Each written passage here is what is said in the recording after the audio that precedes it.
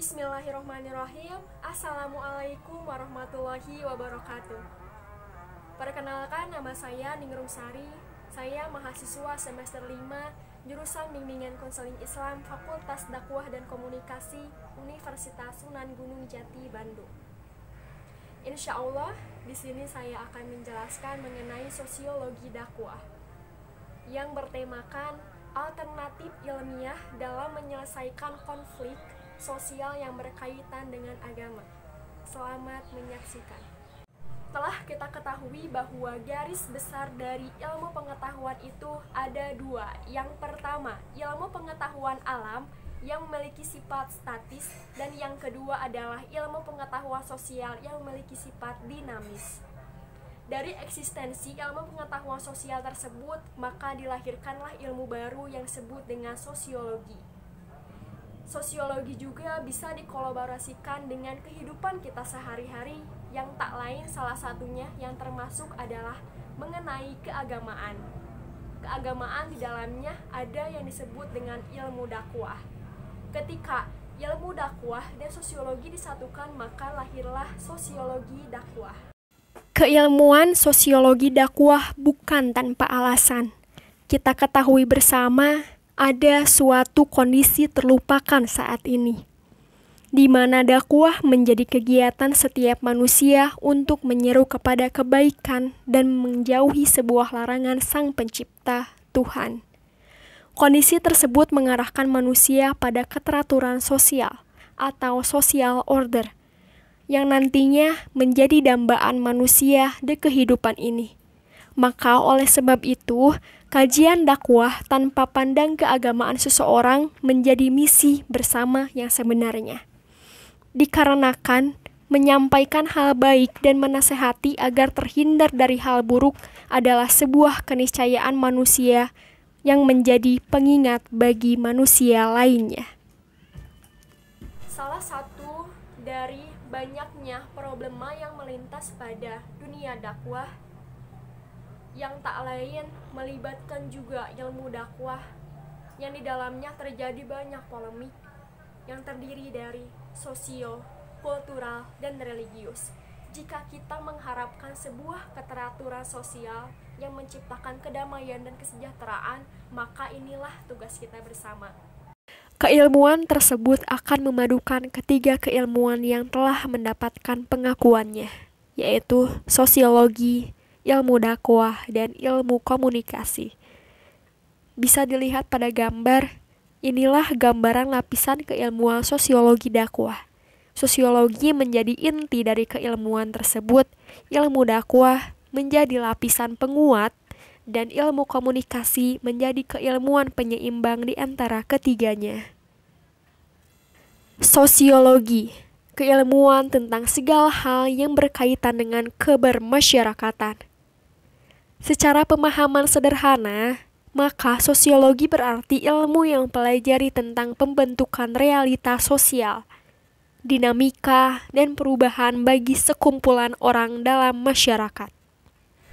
Dan ternyata yang harus lebih diperhatikan dalam membuat kebijakan dalam ruang lingkup pemerintahan dan negara, hal yang harus diperhatikan mengenai memanusiakan manusia. Seperti apa hal itu?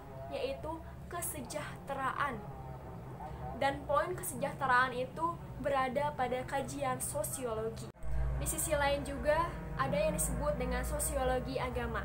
Sosiologi agama mempelajari bagaimana ia mempelajari atau melihat ekspresi keberagamaan setiap individu ataupun kelompok dalam masyarakat yang bisa menciptakan tatanan kehidupan sosial yang rukun dan juga damai untuk mewujudkan kesejahteraan melalui kehidupan mikro ataupun tindakan dan juga makro atau yang lebih terstruktur.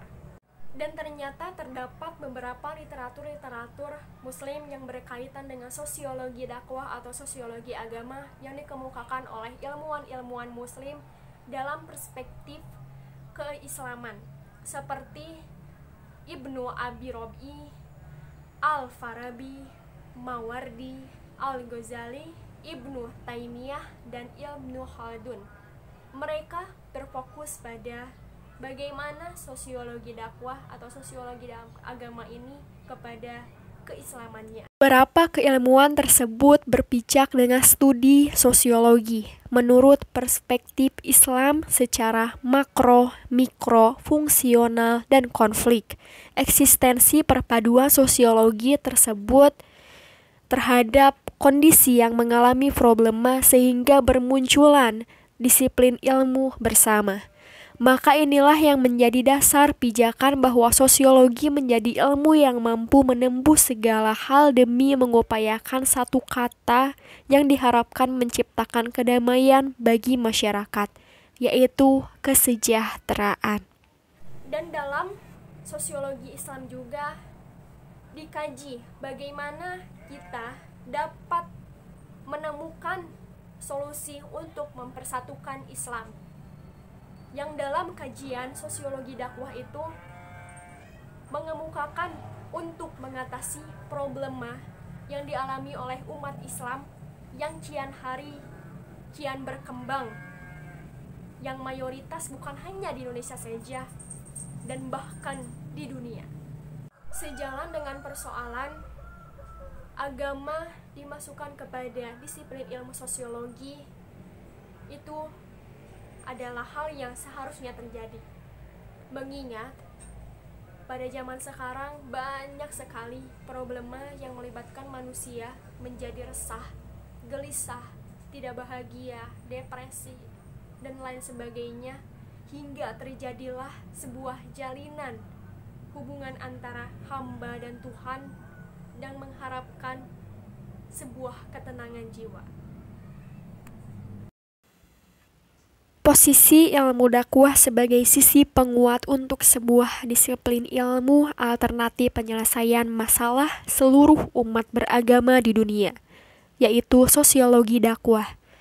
Ilmu dakwah itu mengarahkan kepada rentangan sejarah nubuwah atau kenabian, menyampaikan sesuatu yang menjadi petunjuk, rahmat, dan kabar gembira bagi umat muslim sejak dahulu hingga kini.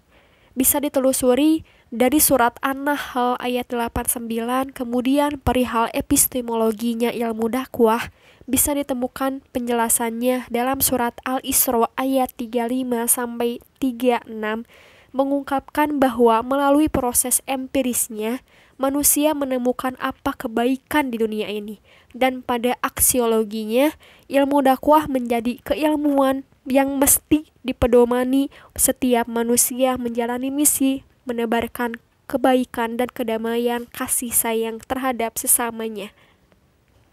Dan sebagai manusia, kita tidak bisa hidup sendiri. Perlu bantuan orang lain, maka kita harus bisa mengkomunikasikan atas beberapa bantuan yang kita perlukan dari manusia lain. Komunikasi sebagai sistem penyeimbangnya. Komunikasi menjadi inti bagaimana pesan tersampaikan dan terus berlanjut pada pengiriman pesan saling menyilang, dan pada akhirnya perintah, ajakan, dan larangan tersebut tersampaikan. Kondisi dakwah mengemuka kini menjadi situasi yang sama peliknya oleh manusia yang menjalani kehidupan. Kesalahpahaman komunikasi memperjauh jarak hubungan manusia. Tiada bedanya halnya dengan kesalahpahaman manusia dalam berdakwah. Apabila manusia diharuskan menjadi pendakwah atau dakwah menjadi misi di setiap umat beragama, ini berarti dakwah mesti memunculkan kajian komunikasi untuk membantu menyampaikan misi setiap umat tersebut. Alhamdulillahirabbil alamin. Terima kasih banyak atas perhatiannya. Mohon maaf bila ada salah-salah kata. Terima kasih banyak. Assalamualaikum warahmatullahi wabarakatuh.